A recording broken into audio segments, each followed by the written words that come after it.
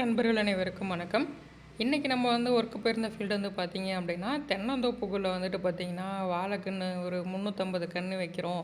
அதுக்காக வந்து சொட்டு நீர் பாசனம் அமைச்சுத்தாங்க. அதாவது தென்னை மரத்துக்கு போகிற லைனை வந்து எந்த டிஸ்டர்பும் பண்ணாமல் இதுக்கு செப்பரேட்டாகவே வந்து ட்ரிப்புக்கு லைன் போட்டுத்தாங்க அப்படின்னு சொல்லி கேட்டிருந்தாங்க. சரின்னு சொல்லிட்டு பார்த்திங்கன்னா, இந்த இடத்துல வந்து நம்ம 2 வால்வு தான் வந்து செட் பண்ணியிருப்போம் அடிஷ்னலாக. சரின்ட்டு நம்ம அங்கே ட்ரென்ச்சும் வந்து மேலே தான் எடுத்திருந்தாங்க. ஏன்னா வந்துட்டு தென்னந்தோப்பு பெருசாக எதுவும் அதிகமாக உழவு ஓட்ட போகிறதில்ல அப்படின்றனால நம்மளும் வந்து பார்த்திங்க அப்படின்னா 2 இன்ச்சு பைப்பை ஃபுல்லாக பேஸ்ட்டு பண்ணிட்டு அப்பாவும் வந்து பார்த்திங்கன்னா ட்ரில்லில் வந்து ஹோல்ஸ் போட ஆரம்பிச்சிட்டாரு. அடுத்து வந்து பார்த்திங்கன்னா நான் வந்து எப்போவும் யூஸ் பண்ணுறோம் பார்த்திங்களா ஸ்டார்ட்டு ஜாயினர் இதுதான் வந்து இங்கே யூஸ் பண்ணியிருப்போம். அதே போல் இங்கே ட்ரென்ச்சு மேலே தான் வந்து எடுத்துருந்தாங்க. அதனால் வந்து பார்த்திங்கன்னா ட்ரென்ச்சுக்கு தேவையான அளவு நம்மளும் ப்ளைனோஸ் கட் பண்ணி அதில் வந்து பார்த்திங்கன்னா ஒரு சைடு ஸ்டார்ட்டு இன்னொரு சைடு வந்து ஜாயினரை கனெக்ட் பண்ணியாச்சு.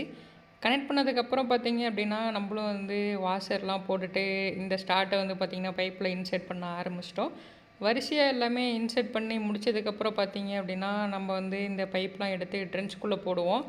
இந்த இடத்துல வந்து பாருங்கள், நம்ம வந்து பொறுமையாக தான் வந்து ஏற்றணும். பைப்பில் இன்செர்ட் பண்ணும்போது நம்ம பாட்டுக்கு வேகமாக ப்ரெஸ் பண்ணிட்டோம் அப்படின்னா வந்துட்டு பைப்பு உடஞ்சிரும். அதாவது பிராண்டட் பைப்பாக இருந்தால் உடையாது, லோக்கல் பைப்பாக இருந்தால் உடஞ்சிரும். இங்கே வந்து பார்த்திங்கன்னா ஃபினோலெக்ஸ் தான் யூஸ் பண்ணியிருக்கோம். அடுத்து வந்து பார்த்திங்கன்னா இந்த ஸ்டார்ட்டு டேக் ஆஃப் இதெல்லாம் வந்து இந்த ஒர்க் முடிஞ்சது. பைப்பையும் எடுத்து வந்து நம்ம ட்ரென்ச்சுக்குள்ளே போட்டாச்சு. ட்ரென்ச்சுக்குள்ளே போட்டதுக்கப்புறம் பார்த்திங்கன்னா இந்த டெட் எண்டில் வந்து நம்ம ப்ளஸ் ஹோல் வைப்போம் பார்த்திங்களா, அங்கே வந்து பார்த்திங்க அப்படின்னா நம்ம தேவையான அளவோடைய பைப்பை நிறுத்திடணும். ஏன்னா கட் பண்ணக்கூடாது. ஏன்னா இங்கே வந்து கப்ளிங் எண்டு கிடையாது. கப்ளிங் எண்டாக இருந்தால் நம்ம வந்து எக்ஸ்டெண்ட் பண்ணிக்கலாம். இது வந்து அனதர் எண்டுன்றனால வந்து நம்ம கரெக்டாக ட்ரென்ச்சோட எண்டுக்கு கொஞ்சம் ஒரு 4 இன்ச்சு முன்னாடி இருக்க மாதிரி வச்சிட்டோம் அப்படின்னா எல்போ போடுறதுக்கு கரெக்டாக இருக்கும். அடுத்து வந்து பார்த்திங்கன்னா நம்ம எப்பயும் போல் வந்து இன்லைன் இழுக்க ஆரம்பித்தாச்சு. இன்லைன் இழுத்து வந்து பார்த்திங்க அப்படின்னா இங்கே வாழைக்கன்று வைக்கிறதுக்காக நடுவில் வந்து ஒரு வாய்க்கால் போட்டிருந்தாங்க. அந்த வாய்க்கால் வந்து 2 ஹோஸ் வர மாதிரி போட்டுக்கணும். அதாவது இந்த 2 டேக் ஆஃப்க்கு நடுவில் தான் வந்து அந்த வாய்க்காலே வரும். அதுக்கு தகுந்த மாதிரி வந்து பார்த்திங்கன்னா நம்ம இன்லைன் ஹோஸ் வந்துட்டு உள்ளே தூக்கி போட்டுறோம். ஏன்னா அப்போ தான் வந்து பார்த்திங்கன்னா ஹோஸ் வந்து கரெக்டாக வளைஞ்சி வரும். வாட்ரு ட்ராப் ஆகிறது வந்து பார்த்திங்கன்னா ஒரே ஈவனாக இருக்கும். அடுத்து வந்து பார்த்திங்க அப்படின்னா இப்போ இந்த வால்வு இருக்குது பார்த்திங்களா, இங்கே தான் வந்து நம்ம கொஞ்சம் ஆல்டர்னேட் ஒர்க் பண்ண போகிறோம்.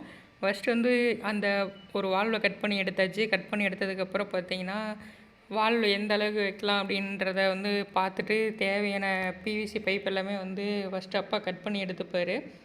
கட் பண்ணி எடுத்ததுக்கப்புறம் பார்த்திங்கன்னா அதுக்கப்புறம் வரிசையாக பேஸ்ட்டு பண்ண ஆரம்பிச்சிருவார். இப்போ வந்து பார்த்திங்கன்னா அந்த வால்வில் போடுற அந்த பைப் வந்து பார்த்திங்க அப்படின்னா ஒரு 4 இன்ச்சு வந்து வச்சுருக்காரு. அதாவது 2 வால்வுக்கும் கேப் இருக்குது பார்த்திங்களா, அந்த கேப்பு. அதே மாதிரி டீலேருந்து வருது பார்த்திங்களா வால்வுக்கு, அந்த பிவிசி பைப் வந்து பார்த்திங்கன்னா ஒரு 4 இன்ச்சு வச்சுருக்காரு.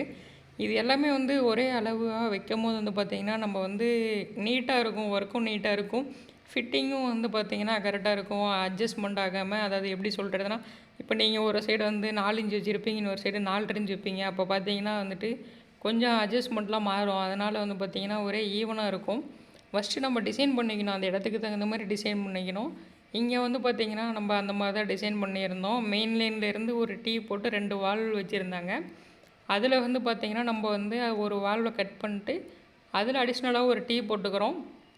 இந்த சைடு இருக்குது பார்த்திங்களா, அந்த எல்போவோட கட் பண்ணியிருக்கோம் பார்த்திங்களா, அதையும் வந்து நாங்கள் கட் பண்ணி எடுத்துகிட்டு அதை கொஞ்சம் எக்ஸ்டெண்ட் பண்ணிப்போம். அதாவது நம்ம அந்த இடத்துக்கு தகுந்த மாதிரி எதை வந்து ஆல்ட்ரு பண்ணால் ஈஸியாக ஒர்க்க முடியுமோ அந்த மாதிரியும் பண்ணிக்கணும். அதே மாதிரி வால்வும் வந்து பார்த்திங்கன்னா ஈஸியாக ஆப்ரேட் ஆகிற மாதிரி வைக்கணும். அதனால் பார்த்திங்கன்னா இந்த மெத்தட் யூஸ் பண்ணியிருப்போம். அப்பா பார்த்திங்கன்னா ஃபஸ்ட்டு எல்லாமே அதாவது ஒரு டீயாக வந்து ஃபிக்ஸ் பண்ணிட்டுருக்காரு. இது வந்து பார்த்திங்கன்னா நம்ம ஒவ்வொன்றாவும் அந்த இடத்துல வந்து ஃபிக்ஸ் பண்ணிட்டே வர முடியும். இந்த மாதிரி பண்ணும்போது வந்து பார்த்திங்கன்னா நம்ம நிறையா இந்த கரெக்டாக ஒரே ஈவனாக நேராக இருக்கா ஸ்ட்ரெயிட்லாம் பார்க்கணும். அது வந்து அங்கே பேஸ்ட் பண்ணிட்டு வந்தோம்னா நம்ம ஒரு டைமும் பார்க்கும்போது கஷ்டமாக இருக்கும். அதனால் வந்து இந்த செட்டப் மட்டும் நம்ம அப்படியே கையிலே வச்சுட்டு பண்ணிட்டோம் அப்படின்னா நம்ம வந்து திரும்ப அங்கே பேஸ்ட் பண்ணிட்டோம் அப்படின்னா எதுவுமே பார்க்க தேவையில்ல. ஒரு டைம் வந்து ஸ்ட்ரெயிட்டாக இருக்கான்னு பார்த்தா போதும். ஏன்னா நம்ம வால்வு வைக்கும் போது ஒரே ஈவனாக இருந்தால் தான் வந்து பார்த்திங்கன்னா அவங்க ஏதாவது ஷீட் மாதிரி போட்டு கவர் பண்ணுறதுக்கு எல்லாத்துக்குமே ஈஸியாக இருக்கும். இங்கே வந்து பார்த்திங்கன்னா வால்வு வந்து எல்லாமே ஃபினோலெக்ஸ் தான் யூஸ் பண்ணியிருக்கோம். இந்த வால்வில் என்ன ஒரு பெனிஃபிட் இருக்குது அப்படின்னா, இந்த வால்வு எல்லாமே வந்து ஒன் சைடு வந்து யூனியன் டைப்பில் இருக்கும். இப்போ வந்து இந்த யூனியன் டைப் வால்வு எல்லாமே வந்து பார்த்திங்க அப்படின்னா ஒன் சைடு யூனியனாக இருந்தாலும் சரி, டபுள் சைடு யூனியனாக இருந்தாலும் சரி, அந்த இடத்துல வந்து ஒரு ரிப்பேர் ஒர்க் பண்ணுறோம் அப்படிங்கிறப்போ வந்து ரொம்பவே பெனிஃபிட்டாக இருக்குது. இப்போ இந்த இடத்துல வந்து நம்ம வந்து இப்போ ஒரு டீ உடஞ்சிருச்சுன்னு வச்சுக்கோங்களேன், அந்த ரெடியூசர்லேருந்து ஒரு டீ உடஞ்சிருச்சுன்னு வச்சுக்கோங்களேன், இந்த வால்வில் இருக்க யூனியன் எல்லாத்தையும் ரிமூவ் பண்ணிட்டோம் அப்படின்னாலே வந்து அந்த டீயை வந்து ஈஸியாக நம்ம ரிப்ளேஸ் பண்ணுறதுக்கு கரெக்டாக இருக்கும். அந்த மாதிரி ஒரு சிக்கலான இடத்துல வந்து இந்த மாதிரி யூனியன் டைப்பான வால்வுங்க எல்லாமே வந்து ரொம்பவே வந்து யூஸ்ஃபுல்லாக இருக்குது. இப்போ பார்த்தீங்கன்னா அப்பா வந்து அந்த செட்டப் வந்து அங்கே பேஸ்ட் பண்ணிட்டாரு. நீங்கள் ஒன்ஸ் வந்து ஸ்ட்ரெயிட்டாக இருக்கான்னு பார்த்தா போதும். அடுத்து வந்து இதில் என்ன பண்ணுவார் அப்படின்னா ஒரு ஒரு வால்வாக வந்துட்டு ஃபிக்ஸ் பண்ணுவார். இந்த இடத்துல வந்து அந்த ஒரு வால்வு நாங்கள் கட் பண்ணோம் பார்த்தீங்களா, அந்த வால்வில் வந்து உள்ளே இருக்க பிவிசியை ரிமூவ் பண்ணிடுவார். அது வந்து எப்பயும் போல் நம்ம யூஸ் பண்ணுவோம் பார்த்தீங்களா, ஃபயர் பண்ணி ரிமூவ் பண்ணுவோம் பார்த்தீங்களா, அந்த மெத்தட் தான். ஃபயர் பண்ணுறது எதுக்காக அப்படின்னா, நம்ம வந்து அந்த பிவிசி வந்து உடஞ்சி வரக்கூடாது, டோட்டலாக ஒரே இதாக வரணும் அப்படின்றதுக்காக தான் வந்து நம்ம ஃபயரே பண்ணுறோம். நிறைய பேர் வந்து ஃபயர் பண்ணாமே வரும் அப்படின்னு சொல்லுவாங்க. நம்ம ஃபயர் பண்ணாமல் அதில் ட்ரை பண்ணோம் அப்படின்னா எடுத்துக்கிற டைமிங்கும் அதிகம் ஆகும். அது இல்லாமல் அந்த பிவிசி வந்து துண்டு துண்டாக உடையும். அது எடுக்கிறதுக்கும் நம்மளுக்கு வந்து கொஞ்சம் சிரமமாக இருக்கும். இப்போ பார்த்தீங்கன்னா நீட்டாக வந்து உள்ளே இருக்க பிவிசி வந்து ரிமூவ் பண்ணியாச்சு. ரிமூவ் பண்ணதுக்கப்புறம் வந்து எப்பவும் போலவே அந்த வால்வு வந்து ஃபஸ்ட்டாக இருந்தது பார்த்தீங்களா, அந்த பழைய வால்வு வந்து அங்கேயே வச்சாச்சு. இப்போ மீதி இருக்க 2 வால்வு இருக்குது பார்த்தீங்களா, அந்த 2 வால்வுமே வந்துட்டு நம்ம பேஸ்ட் பண்ண போகிறோம். அதே இந்த இடத்துல வந்து அந்த பழைய வால்வு வந்து பேஸ்ட் பண்ணோம் பார்த்தீங்களா, அந்த லைனை வந்து கடைசியாக தான் ஜாயின் பண்ண போகிறோம். எதனால் அப்படின்னா இந்த 2 வால்வு செட் பண்ணிட்டு அதை ஜாயின் பண்ணோம் அப்படின்னா உள்ளே வந்து கொஞ்சம் வாட்டர் ஸ்டோர் ஆகியிருக்கு. இப்போ நம்ம இந்த இடத்துல கட் பண்ணோன்னா அங்கே ஃபுல்லாகவே ஈரமாகும். அப்படின்ற ஒரு காரணத்தினால தான் வந்து பார்த்திங்கன்னா அப்பா வந்து அந்த வால்வில் கடைசியாக கனெக்ட் பண்ணிக்கலாம் அப்படின்ட்டாரு. ஏன்னா நம்ம இப்போ அங்கே கட் பண்ணோன்னா அங்கே நம்ம உட்காந்து வேலை செய்கிறதுக்கும் வந்து பார்த்திங்கன்னா ஈரமாக இருக்கும். அங்கே பைப் வச்சு மெஷர் பண்ணோம் அப்படின்னா வைக்கிற எல்லா பைப்புலேயும் வந்து அந்த ஈரம் பட்டுட்ருக்கும். நம்ம அது ஒவ்வொரு டைமும் தொடச்சிட்டு அதுக்கப்புறம் பேஸ்ட்டு பண்ணுற மாதிரி இருக்கும். அதனால் அந்த லைனை வந்து கடைசியாக இது பண்ணுவோம். இப்போ பார்த்தீங்கன்னா இங்கே வந்து பைப்பு தேவையான அளவு மெஷர் பண்ணி வச்சுருந்தாரு பார்த்தீங்களா. நான் சொன்னேன்ல, நம்ம ஒரு வால்வு வந்து செட் பண்ணும்போது அதுக்கு தேவையான பிவிசியை வந்து பார்த்திங்கன்னா முன்னாடியே கட் பண்ணி வச்சிட்டோம் அப்படின்னா நம்ம வந்து அந்த வால்வு ஒட்டுற வரைக்கும் வந்து டக்கு டக்குன்னு ஈஸியாக ஒட்டிகிட்டு இருக்கலாம். அடுத்து வந்து பார்த்திங்க அப்படின்னா நம்ம வந்து கீழே வந்து பைப்பு போட்டிருக்கு பார்த்தீங்களா, அந்த பைப்புக்கான ரைசர் பைப் வந்து எல்போ போட்டு போட போகிறோம். அதாவது ஒரு லைன் வந்து ஜாயின் பண்ண போகிறோம். அதாவது ஃபஸ்ட்டு எல்போ வந்து பேஸ்ட் பண்ணிக்கிறோம். இப்போது இந்த இடத்துல வந்து அந்த எல்போ வந்து பேஸ்ட் பண்ணதுக்கப்புறம் வந்து இங்கே அந்த ரைசர் பைப்பாக தான் அதை வந்து யூஸ் பண்ண போகிறோம்.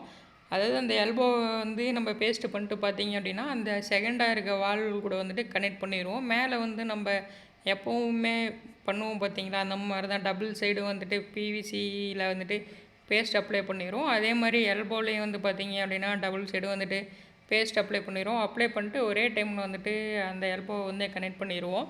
எதனால் வந்து நம்ம அப்படி பண்ணுறோம் அப்படின்னா, இப்போ நம்ம வந்து இங்கே இந்த ரைசர் பைப்பில் வந்து ஒரு சைடு எல்போவை கனெக்ட் பண்ணுவோம். அந்த எல்போவை கனெக்ட் பண்ணிட்டு திரும்ப வந்து கொஞ்சம் பின்னாடி இழுத்து அதுக்கப்புறம் அதை ஜாயின் பண்ணுற மாதிரி இருக்கும். இந்த மெத்தடில் வந்து பார்த்திங்கன்னா நம்ம லைட்டாக மேலே தூக்குனாலே போதும். அந்த கேட் வால் செட்டப்பை மேலே தூக்கிட்டு அப்படியே வந்து கீழே ப்ரெஸ் பண்ணோம் அப்படின்னா மேலேயும் வந்து எல்போவில் ஃபுல்லாக ஏறிடும். அதே மாதிரி கீழே ரைசர் பைப்லேயே வந்து எல்போவில் வந்து ஃபுல்லாக ஏறிடும். அதனால தான் வந்து பார்த்திங்கன்னா நம்ம இங்கே வந்து இந்த மாதிரி மெத்தடை வந்து அதிகமாக யூஸ் பண்ணுறோம். டபுள் சைடு பேஸ்ட்டு போட்டு கனெக்ட் பண்ணுற மெத்தடு. அடுத்து அதே போல் தான் பார்த்திங்கன்னா நெக்ஸ்ட் லைனும் வந்து கனெக்ட் பண்ணுவாங்க. அதாவது பொதுவாக நம்ம வந்து ஒன்று புரிஞ்சுக்கோங்க, நம்ம வாழை மரத்துக்கு சொட்டு நீர் பாசனம் அமைக்கும் போது நீங்கள் வந்து வாய்க்கால் போடுறீங்க அப்படின்னா 2 டேக் ஆஃப்க்கும் நடுவில் வாய்க்கால் போட்டிங்க அப்படின்னா மரம் பெருசாகும் போது நீங்கள் ஹோஸ் வந்து ஒரே ஸ்ட்ரெயிட்டாக வரும், வளைஞ்சி வராது. அதனால் வந்து நீங்கள் அதே மாதிரி அந்த 2 இன்ச்சு சப்லைனில் வந்து நீங்கள் ஹோல்ஸ் போடும்போது நீங்கள் வாழை மட்டும்தான் வைக்க போகிறீங்க அப்படிங்கிறப்போ வந்து பார்த்திங்கன்னா மீட்டருக்கு ஒரு ஹோல்ஸ் போட்டிங்கனாவே போதும். அதாவது காமனாக வந்து பார்த்திங்கன்னா எல்லாருமே 3 அடிக்கு ஒரு ஹோல்ஸ் போடுவாங்க. அப்படி இல்லைனா 3.25 அடி, அதாவது மீட்டருக்கு ஒரு ஹோல்ஸ் போடுவாங்க. நம்ம 3 அடிக்கு ஒரு ஹோல்ஸ் போடும்போது வந்து பார்த்திங்கன்னா எல்லா கிராப்புக்குமே வந்து செட் ஆகும். அதாவது வாழைக்கெலாம் பார்த்திங்கன்னா நம்ம 3 அடிக்கு ஒன்று வச்சோம்னா 6 அடிக்கு ஒரு கன்று தான் வைப்போம். அப்போ வந்து பார்த்திங்கன்னா ஈல்டு வந்து கொஞ்சம் கம்மியாக தான் இருக்கும். கொஞ்சம் காத்தோட்டமாக இருந்தால் ஈல்டு வந்து அதிகமாக இருக்கும். அதனால் நீங்கள் ஒரு 3.25 அடி இல்லை 3 அடிக்கெலாம் போடும்போது வந்து பார்த்திங்கன்னா நல்லாவே வந்து பார்த்திங்கன்னா ஈல்டு இருக்கும். அதனால் வந்து நீங்கள் வந்து ட்ரிப்பு போடும்போது வந்து பார்த்திங்கன்னா அந்த ஹோல்ஸ் போடும்போது ஒரு டைமுக்கு 2 டைம் யோசித்து நீங்கள் அந்த வயலில் வந்து எது மட்டும்தான் பயிரிட போகிறீங்களோ அந்த பயிருக்கு தகுந்த மாதிரி வந்து சொட்டு நீர் பாசனம் அமைச்சிங்க அப்படின்னா உங்களுக்கு வந்து லைஃப் டைம் வந்து எந்த பிரச்சனையுமே இருக்காது.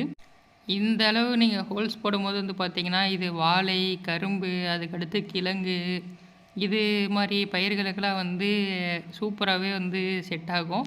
கொஞ்சம் காத்தோட்டமா இருக்கிறதுனால இதோட ஈல்டும் வந்து அதிகமாக இருக்கும்.